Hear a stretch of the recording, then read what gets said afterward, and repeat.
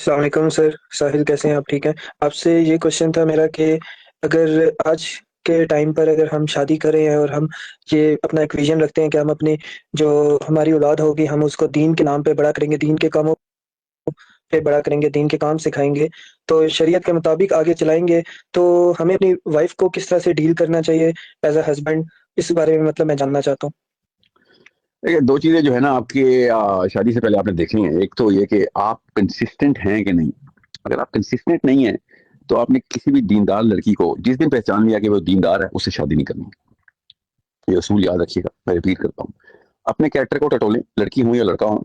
अगर आप सुन्नत पे, सीरा पे कंसिस्टेंट नहीं है, डेली चोर्स के अंदर आपका वो वाला डिसिप्लिन नहीं है, जो दीन का डिसिप्लिन जो अल्लाह के नबी सल्लल्लाहु अलैहि वसल्लम ने हमें दिया है हुक्म के तौर पे कि भैया ये करना है, इसके अलावा काम नहीं होना।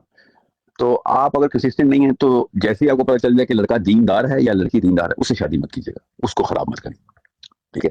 सो ये मत देखें कि लड़की दीनदार है या लड़का दीनदार है, ये देखें कि आप खुद दीन पे कंसिस्टेंट हैं बाय कैरेक्टर।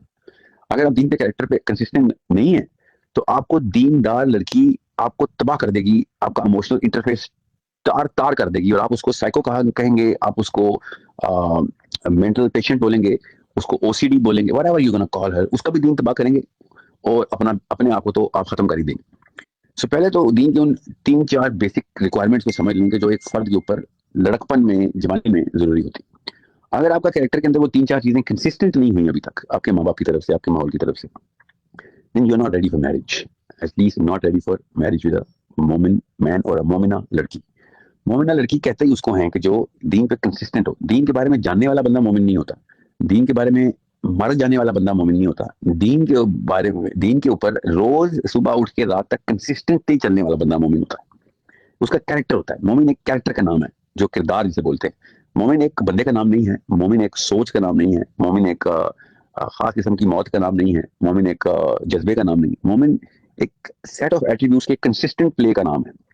ये 4-5 बेसिक कैरेक्टर्स हैं जो जिसके ऊपर बाकी के एट्रीब्यूट्स खड़े होते हैं। सो एक छोटा सा पिरामिड है, वो किसी दिन मैं आपको वीडियो पे बता दूंगा कि 4-5 कैरेक्टर आपके अगर बने हुए हैं और वो आपको मूव करते हैं, सुबह जल्दी उठाते हैं, लोगों से तमीज से बात करवाते हैं, हर वक्त आप ये सोच रहे होते हैं कि 2 फरिश्ते मुझे देख रहे हैं और मेरा पेपर, उनको पेपर पे पेन के मूव होने के, लिखते वक्त मूव होने की आवाजें आती हैं। इस लेवल तक वो कंसिस्टेंट हो चुके होते हैं। और ये मैं 90 साल के फलसफे की बात नहीं कर रहा हूँ, ये मैं 14 साल की लड़की की बात कर रहा हूँ, ये 18 साल के लड़के की बात कर रहा हूँ। उनको आवाजें आती हैं उस कलम के हिलने की जो पर्चे पे लिखा जा रहा हो अपने बाईं तरफ से, कि मैं कहीं गुनाह कर रहा हूँ। ये खास लेवल है जो कि इतना नापैद हो गया है। हालांकि खुदा की कसम, पाकिस्तान में ये वाला बंदा और ये वाली बंदी पिछली नस्ल में मौजूद था। इतनी कोई मैं पुरानी बात नहीं कर रहा हूँ, अपने आपके माँ बाप की बात कर रहा हूँ, जिनको डर था कि यार यहाँ पे तो मेरे से सवाल हो जाना है, ये वाला काम तो मैं नहीं करूंगा, या ये वाला काम तो मुझे करना ही करना है, क्योंकि वरना ये ना किया तो सवाल हो जाना है। ये जो तकवा है ना, ये जो डर है, इसको तकवा बोलते हैं। ये तकवा जो है, जो कलम के पर्चे में मुंह होने की आवाजें सुनाता है ना वो कान में, ये ऐसे बंदे के साथ जो कि दीन पे कंसिस्टेंट नहीं है, वो बेशक उसका शौहर है या उसकी बीवी है, वो परस्टों आगे रख देता है। वो खुद साइकोलॉजिकल पेशेंट बन जाता है, उसको भी बना देता है कि यार ये तो बंदा, मैं तो इसके खूंटे बंद गई हूँ और ये तो मुझे मरवा रहा है। रोज वो डिप्रेशन में जाती है और वो तलकीन करता है, और वो नहीं मानता या मानती उसकी जो उसका स्पाउस होता है, तो वो फिर अपने बच्चे अपने स्पाउस से आइसोलेट करने की कोशिश करना शुरू कर देता है, just like a bad mother और अ बैड फादर। और उसके बाद फिर वो उसका स्पाउस फिर रिएक्शन देता है कि तू तो मेरे बच्चे जैसा माल बना रही है, मेरी कीमतें करती है। अब मोमिना तो नहीं कीमतें करती है अपने शोरी, कभी वो किसी की भी कीमत नहीं करती, मगर वो आइसोलेट जरूर करती है, क्योंकि वो फिर तो आपको दुश्मन डिक्लेयर कर चुकी होती है। वो इनकंसिस्टेंसी देखती है आपकी और कहती है भाई ये तो मुनाफिक है, हालांकि वो मुनाफिक नहीं होता। ये बंदा मुनाफिक नहीं है, नीयत ठीक है इसकी, अल्लाह के ऊपर जान भी दे देगा, ये मुनाफिक नहीं है, मगर ये इनकंसिस्टेंट है। ये अपने किरदार में इनकंसिस्टेंट है।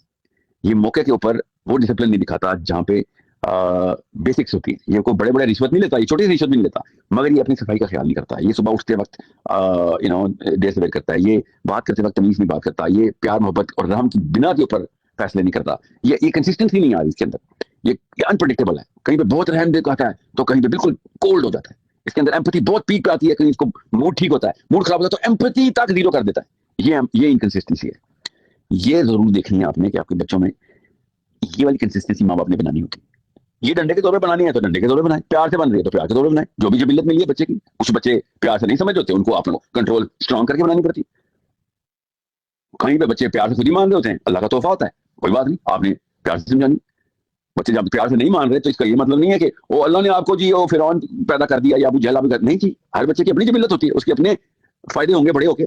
उसकी पर्सनैलिटी टाइप है, आपने उसको कंट्रोल कर करके उसको हार्नेस करना है। उसकी वैल्यू इसी साल में बननी है, इन्हीं 2-3 सालों में, 5 सालों में, 6 सालों में बननी है। बहुत हो गया 10 सालों में बननी है, बस वो बन गई। उसके बाद वो कंसिस्टेंट हो गया। अब आप मेरे इस मामले को अपने अपने घरों में मुहासबे करें, अपना मुहासबा करें। क्या आप कंसिस्टेंट है? क्या आपकी बीवी कंसिस्टेंट है? आपका शौहर कंसिस्टेंट है? क्या वाकई में आप प्रेडिक्ट कर सकते हैं कि ये मेरा शौहर जो कुछ मर्जी कर लेगा, ये फला फला फला फला काम नहीं करेगा, जो कुछ मर्जी हो जाएगा, मेरा शौहर सर्दी हो या गर्मी हो, फाइनेंशियली हाई हो या फाइनेंशियली हो, फला फला फला फला फला काम तो करेगा ही करेगा। क्या वो फला कामों की लिस्ट सीरा के अंदर, सुन्ना के अंदर मौजूद है? बस ये कंसिस्टेंसी चाहिए। जी ये है अल्लाह के नबी से ने कहा था ना, मेरी नहज पे मालिक कर देना भाई। वो कंसिस्टेंसी की बात हो रही थी। मेरे नबी से ज्यादा कंसिस्टेंट कौन होगा? कोई हालात हो, नबी अपने किरदार नहीं छोड़ा, अपना किरदार नहीं हिला रहा। कोई मामला हो जाए, अब नबी अपने किरदार के अंदर मौजूद है। यहां तक कि लोगों ने नाजायज फायदे उठाने शुरू कर दिए, अल्लाह खुद बीच में आ गया। अल्लाह अज़्ज़ा वजल खुद बीच में आ गया अपने नबी के इस किरदार की बिना के ऊपर। जो लोगों ने हदें क्रॉस करनी शुरू कर दी, प्यार में, मोहब्बत में, जो भी वजह थी कि मेरे नबी को तंग मत करो। रब्बे कायनात कुरान में आयतें नाजिल कर रहा है, मेरे नबी को तंग मत करो, निकल जाया करो उसके घर से, उसको भी आराम करने दो, उसको स्पेस चाहिए। इतना कंसिस्टेंट है मेरा नबी कि अल्लाह अज़्ज़ा वजल खुद आ गए कि दूर हटो सारे, टाइम दो मेरे बंदे को। क्योंकि लोगों को पता था कि मेरे नबी ने अपनी जो कंसिस्टेंसी रखी हुई है, वो लोगों ने उसको ये समझ लिया कि उस कंसिस्टेंसी को कि अब चूंकि ये प्रॉफिट ने इनकार तो करना नहीं, तो फिर पूरा पूरे रात सेशन करते हैं इनके साथ बैठ के, और यही होना शुरू हो गया। पूरे पूरा शहर मांगने आ गया, अल्लाह के नबी ने ना जो नहीं करनी। तो ये मामला आप गौर से समझें कि आपको पता होना चाहिए कि बच्चे जो है ना, वो माँ बाप ने एक खास सिस्टम के ऊपर लॉक कर देने होते हैं। वो सिस्टम नबी होना चाहिए, उसके ऊपर लॉक करना वो काम होता है। इसको पेरेंटिंग बोलते हैं। आपने कंसिस्टेंट कर दिया है, बच्चा ऑटोमेटिकली फिर वो आपकी, आप फौत हो जाए तब भी वो रहे वैसे ही रहेगा, आप उसको डांटें तब भी वैसा रहेगा, वो आप बदल भी गए फिर भी वो वैसे ही रहेगा, क्योंकि आपने उसकी शुरू की साइकोलॉजी और इमोशनैलिटी लॉक कर दी उन एट्रीब्यूट्स के साथ। सो कंसिस्टेंट तो उसने फिर भी होना है, बस ये बात याद रखिएगा। वो अल्लाह के दीन के ऊपर कंसिस्टेंट होना है, या वो नेटफ्लिक्स पर कंसिस्टेंटली उसने बिंजिंग करनी है, कंसिस्टेंट उसने होना है। सुस्ती भी कंसिस्टेंसी का ही नाम है, और डिसिप्लिन भी कंसिस्टेंसी का नाम है। हमारे बच्चे हर वक्त सुस्त रहें, ये भी कंसिस्टेंसी है, क्योंकि इक्विलिब्रियम तो उन्होंने अचीव करना ही करना है। वो अपने आप को स्टेबल कर लेंगे। वो किस चीज में स्टेबल करेंगे, वो अब आप बेहतर जानते हैं कि आपके बच्चे और हम किस रास्ते से गुजर के स्टेबल हुए।